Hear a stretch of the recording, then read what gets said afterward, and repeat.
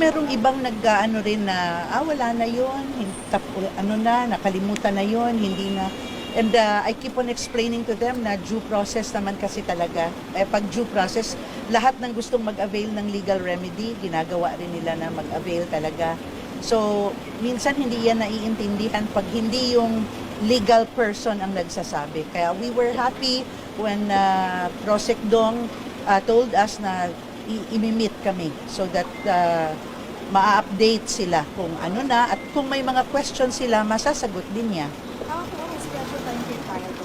Yes po, tama po. Ano pinaasahan na inyo po? The pre-trial is the beginning of the real battle na talaga, no? Kumbaga kung sa round 12, tapos na tayo sa round 1, we are about to go to round 2. And tinanong kami ni Prosec kung gaano kami ka-prepared, ka-ready na ipagpatuloy.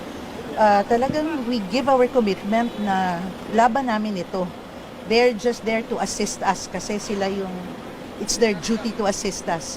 Pero laban namin ito and we assured him na talagang all the way we will be fighting this battle.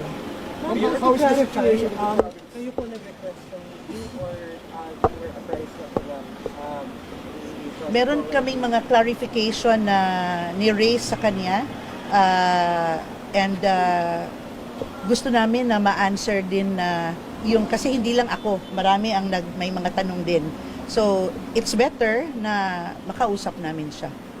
Ngayon mag-1 year na yung since that the Supreme Court decision namin sa governorship, tapos mag-1 year na rin yung anniversary ng attack. How is the situation with the government?